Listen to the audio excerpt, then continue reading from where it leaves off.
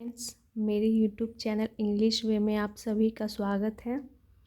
तो चलिए देखते हैं आज की स्टोरी, जिसका टाइटल है चमन चमन लाल्स फेट।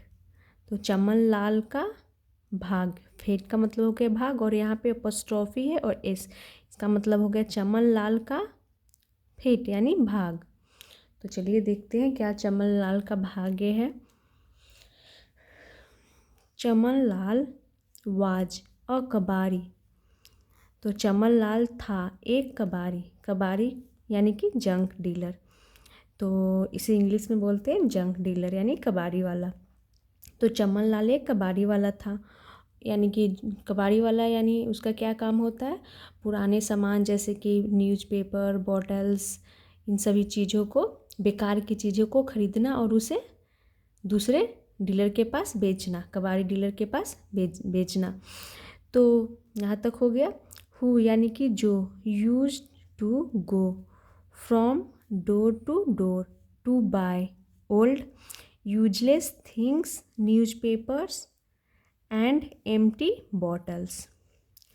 तो हु यहाँ रिलेटिव प्रोनाउन हो गया, जो कि कबाड़ी के लिए यूज किया गया है, यानी कबाड़ी वाले के लिए यूज किया गया है कि जो यूज टू गो यानी कि जाया करता था, यूज टू यानी जाया करता था। तो रेपिटेशन को दिखाता है यहाँ पे, यूज टू पास्ट की रेपिटेशन को, कि पास्ट में वो क्या किया करता था। तो वो जाया करता था कहाँ, तो फ्रॉम डोर टू डोर यानी कि एक दरवाजे से, फ्रॉम यानी से, दूसरे दरवाजे, फ्रॉम डोर टू डोर का मतलब हो गया कि एक दरवाजे से दूसरे दरवाजे, टू बाय यानी कि खरीदने के लिए, ओल्ड यानी पुराने, यूजलेस थिंग्स यानी कि बेकार चीज़ों को, सामानों को, न्यूज़पेपर्स यानी अखबारों को, एंड एम्प्टी बॉटल्स और खाली बोतलों को।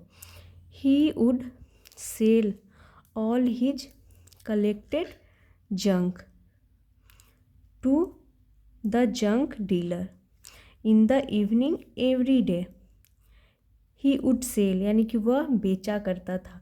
तो ही प्रोनाउन हो गया, जो कि कबाड़ी के लिए, कबाड़ी वाले के लिए यूज किया गया है। और वुड जैसे यहाँ पे यूज टू का यूज किया गया है, वैसे ही यहाँ पे वुड का यूज किया गया है। दोनों का सेम सेंस है, यानी कि वह सेल यानी बेचा करता था।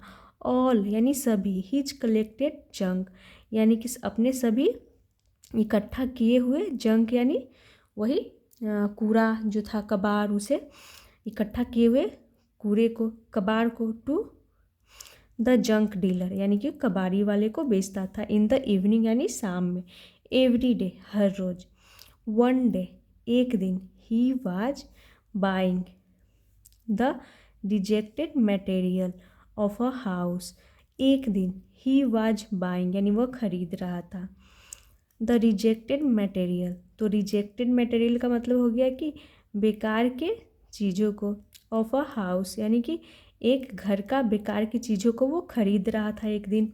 इन that he found an old paan box which he bought in a 1 rupee. In that यानी कि उसमें, ही फाउंड यानी उसे मिला, फाइंड की सेकेंड फॉर्म फाउंड हो गई। तो जहाँ जिस घर में वो बेकार के चीज़ों को खरीद रहा था, उसी घर में, उसी घर की बात हो रही है कि इन दैट यानी उसी में, ही फाउंड उसे मिला, एन ओल्ड पान बॉक्स क्या मिला, तो एक पुराना पान का डब्बा मिला, पान बॉक्स यानी पान का डब्बा मिला।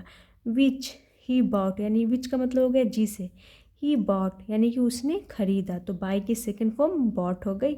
तो थर्ड फॉर्म भी बॉट ही होती है, लेकिन यहाँ पर सेकेंड फॉर्म के रूप में यूज किया गया है कि उसने खरीदा इन 1 रुपी यानी कि 1 रुपये में उसने खरीदा उस पान के बॉक्स को यानी पान के डब्बे को।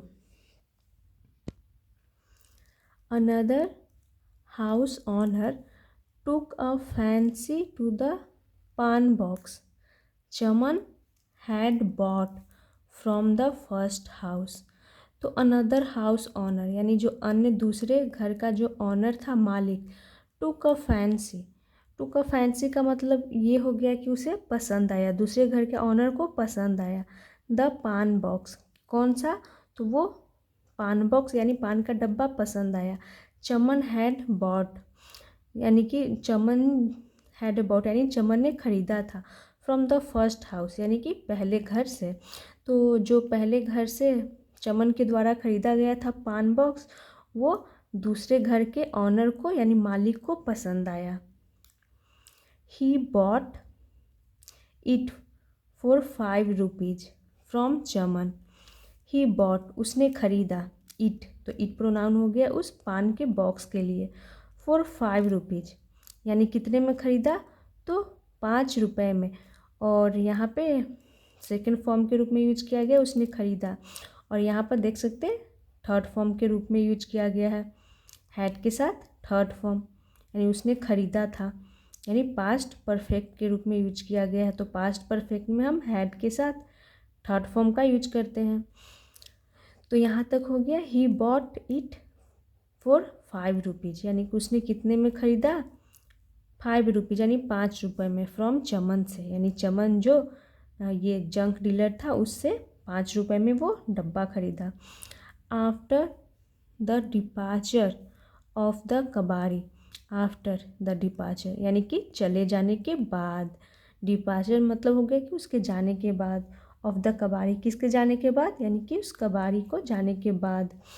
ही ट्राइड उसने कोशिश किया, टू ओपन द पान बॉक्स यानी उसने कोशिश किया, ओपन यानी खोलने की, द पान बॉक्स उस पान के डब्बे को खोलने का कोशिश किया जिसने ख़रीदा था, दूसरे घर के जो ऑनर ने ख़रीदा था उसने, उस ऑनर ने खोलने का कोशिश किया। He tried harder but fail to open it. He tried उसने कोशिश की, हार्डर यानी कि उसने बहुत कोशिश की, बट लेकिन फेल्ड यानी वो असफल रहा, टू ओपन यानी कि खोलने में वो असफल रहा, इट यानी उस डब्बे की बात हो रही है, उसे खोलने में वो असफल रहा यानी फेल रहा। He got so annoyed that when Chaman came the next day he gave the box back to him. He got so annoyed इसका मतलब हो गया कि वह गॉट हो गया, सो अनोयड यानी इतना, सो का मतलब होगा इतना नाराज़ हो गया कि वेन चमन केम जब चमन आया, कम की सेकेंड फॉर्म केम, जब चमन आया, द नेक्स्ट डे अगले दिन, ही गेव उसने दे दिया, गिव की सेकेंड फॉर्म गेव हो गई, द बॉक्स यानी उस डब्बे को, बैक यानी वापस, टू हिम यानी उसे।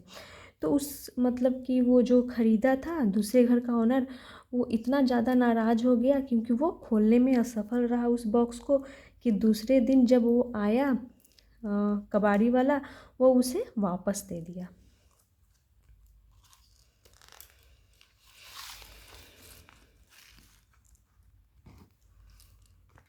Even the junk dealer refused to buy it. Even का मतलब हो गया यहाँ तक कि जंक डीलर, जो जंक डीलर था उसने भी, जंक डीलर यानी कबाड़ी वाला जिसे बेचता था ले जा करके वो शाम में हर रोज़, तो उसकी बात हो रही है, उसने रिफ्यूज्ड यानी मना कर दिया, सेकंड फॉर्म के रूप में यहाँ पे है, टू बाय इट यानी इसे खरीदने से, इट यानी उस डब्बे को, अ box that could not be opened, a box यानी एक डब्बा, डैट यानी जिसे, कुड नॉट बी ओपन यानी जिसे नहीं खोला जा सकता था, तो कुड के साथ नॉट है, बी है और ओपन थर्ड फॉर्म है, तो ये पैसिव के रूप में यूज किया गया है। तो यहाँ इसका मतलब हो गया कि एक डब्बा जिसे खोला नहीं जा सकता था।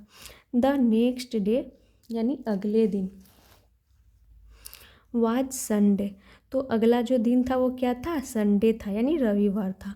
एंड ऑन संडेज और रविवार को चमन यूज टू सेल क्या करता था, संडे यानी ये संडेज लिखा हुआ है यानी कि हर संडे की बात हो रही है कि संडेज को क्या करता था, चमन यूज टू सेल, तो हर संडे को क्या करता था, चमन बेचा करता था, सेल यानी बेचा करता था, यूज टू यानी कि क्या करता था, सेल यानी बेचा करता था, हिज यानी अपने, अनसोल्ड गुड्स यानी कि अनसोल्ड का मतलब हो गया जो नहीं बिकता था, बच जाता था, तो अनसोल्ड का मतलब हो गया बचे हुए गुड्स यानी चीज़ों को, सामानों को, इन अ फ्ली मार्केट कहाँ बेचता था, तो इन अ फ्ली मार्केट में, तो फ्ली मार्केट का मतलब हो गया कि जहाँ पे पुराने सामान को खरीदा बेचा जाता था, या फिर हाथ से बनाए हुए चीज़ों को वहाँ खरीदते थे, बेचते थे।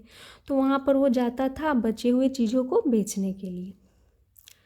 A customer liked the box and bought it without trying to open. A customer एक ग्राहक, liked यानी पसंद आया, द बॉक्स यानी वो डब्बा एक कस्टमर को पसंद आया, एंड बॉट इट और उसे खरीदा, विदाउट ट्राइंग टू ओपन यानी कि विदाउट यानी किए बिना, ट्राइंग यानी बिना कोशिश किए, टू ओपन यानी बिना उसे खोले उसे खरीद लिया। और ये यहाँ पर ट्राइंग जेरंड के रूप में, तो बिना उसे खोले कोशिश किए, वो बिना देखे वो उसे खरीद लिया।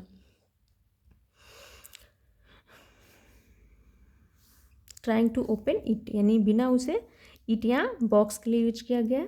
द कस्टमर न्यू चमन, जो ग्राहक था, न्यू यानी जानता था, नो की सेकेंड फॉर्म हो गई न्यू, चमन को जानता था, इसीलिए वो बिना मतलब बिना चेक किए बिना खोले वो ले लिया, खरीद लिया। He return the box next day because he too failed to open it. He return यानी उसने लौटा दिया, द बॉक्स उस डब्बे को, नेक्स्ट डे अगले दिन, क्योंकि ही टू यानी वह भी, फेल्ड यानी वो भी असफल था, टू ओपन इट यानी कि इसे खोलने में, उस डब्बे को खोलने में वो भी असफल रहा। तो इट प्रोनाउन यूज हुआ है उस पान के बॉक्स के लिए। नाउ यानी अब, चमन वाज फेड अप, तो जो चमन था यानी वो क्या हो गया, फेड अप यानी वो परेशान हो गया। विथ डैट बॉक्स यानी कि उस बक्से से, which was frustrating to everyone, which यानी कि जो, वाज फ्रस्ट्रेटिंग यानी जिससे कि, विच का मतलब हो गया जिससे, वाज फ्रस्ट्रेटिंग टू एनीवन यानी कि एनीवन नहीं, एवरीवन, जिससे हर कोई क्या हो गया था, फ्रस्ट्रेट हो गया था यानी तंग हो गया था, परेशान हो गया था। फ्रस्ट्रेटिंग का मतलब यहाँ पे हो गया कि हर कोई उससे तंग हो गया था। The very site of it made him feel sick and angry. The very site of it made him, तो इसका मतलब हो गया कि the very site of it यानी कि मात्र उसे देखने से ही, साइट यानी हो गया कि देखने से, ऑफ इट, इट यहाँ पे उस डब्बे के लिए यूज किया गया है। मेड हिम यानी उसे बना देता था, बना दिया था, मेक की सेकेंड फॉर्म मेड हो गई, और यहाँ पे पॉजिटिव वर्ब के रूप में यूज किया गया है, फील सिक एंड एंग्री। तो फील सिक का मतलब ऐसा नहीं कि वो बीमार, देखने से ही बीमार पड़ जाता था, मतलब ये हो गया इसका मतलब कि वो देखने से ही उसे उल्टी आता था, एंड एंग्री और गुस्सा। तो यहाँ पे इसका मतलब हो गया कि उसे the very site of it मतलब देखने से ही उसे क्या होता था, फील सिक एंड एंग्री यानी कि वो उसे उल्टी और गुस्सा दिलाता था, ये हो गया। इन एंगर यानी कि गुस्से में, he threw down the box hard on a brick, तो ही थ्रो मतलब होता है फेंकना, उसकी सेकेंड फॉर्म हो गई थ्रू, उसने फेंका, थ्रो डाउन यानी कि उसने फेंका नीचे, द बॉक्स उस डब्बे को, हार्ड का मतलब हो गया जोर से, ऑन अ ब्रिक एक ईंट पर, ब्रिक का मतलब हो गया ईंट। The knock on the hard brick broke open the box, the knock, तो नॉक का मतलब यहाँ पे हो गया ठोकर, the knock on the hard brick यानी कि जो ठोकर, ऑन द हार्ड ब्रिक यानी कठोर ब्रिक पे, ब्रोक ओपन यानी वो ब्रोक हो गई, टूट गई, ओपन द बॉक्स और बॉक्स को ओपन हो गया यानी वो ओपन इतना ज़ोर से उस ईंट पे, ब्रिक पे लगा, ये नॉक मतलब हो गया कि झटका, इतनी ज़ोर से लगा, ऑन द हार्ड ब्रिक यानी कि कठोर ईंट पे, कि वो ओपन हो गया, द बॉक्स यानी कि वो टूट गया और टूट करके वो ओपन हो गया। चमन्स आइज पॉप्ड आउट, तो चमन के जो आँखें थी वो पॉप्ड आउट यानी बाहर आ गई, तो यानी ये दिखाता है बाहर आ गई मतलब कि आश्चर्य से उसकी आँखें बाहर आ गई, मतलब बड़ी हो गई आँखें उसकी। पॉप्ड आउट का मतलब ये हो गया कि उसकी आँखें थी जो चमक गई देख करके। As glittering diamonds fell out of the box, as क्योंकि ग्लिटरिंग डायमंड्स यानी कि चमकते हुए हीरे, फेल आउट यानी गिरे, ऑफ द बॉक्स यानी उस डब्बे से चमकते हुए हीरे गिरे। ही वाज अमेज्ड, वह हैरान था, टू फाइंड यानी पा करके, डायमंड्स यानी हीरे, इनसाइड यानी अंदर, तो उस बॉक्स के अंदर हीरे पाकर वो क्या था, हैरान था। The honest Chaman sold the diamonds and became the rich सेठ चमन लाल।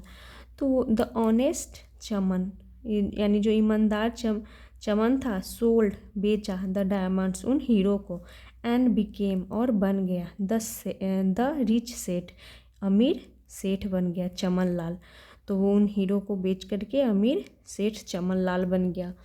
अब देखते हैं द जीस्ट। तो जीस्ट का मतलब हो गया सार। तो चलिए अब इस कहानी का सार देखते हैं क्या है। फेट रिवॉर्ड्स ऑनेस्टी, फेट का मतलब हो गया भाग, रिवॉर्ड्स यानी पुरस्कृत करता है, ऑनेस्टी यानी ईमानदारी को। ग्रीडी पीपल यानी लालची लोग, लूज यानी खो देते हैं, इवन वेन का मतलब हो गया तब भी, देयर फेट यानी तब भी उनका भाग, ब्रिंग्स देम रिचेस। तो इसका मतलब हो गया कि जो लालची लोग होते हैं वो खो देते हैं, यहाँ तक कि जब उनके भाग ब्रिंग्स यानी लाता है, देम रिचेस यानी उन्हें धन लाता है, उन्हें धन देता है, तो भी वो खो देते हैं लालची लोग। तो यहाँ पे पूरा का मतलब हो गया कि फेट रिवॉर्ड्स ऑनेस्टी यानी जो भाग्य है वो ईमानदारी को मिलता है, रिवॉर्ड देता है, पुरस्कृत करता है, और ग्रीडी लोग खो देते हैं, यहाँ तक कि जब उनके पास धन आता है तो भी वो खो देते हैं। जैसा कि इस स्टोरी में बहुत लोगों के साथ वो बॉक्स गया, बहुत लोगों के पास, लेकिन रहा नहीं, लेकिन लास्ट में आया उस डीलर के पास, जंक डीलर के पास वो आया। तो यही इस स्टोरी का सार था।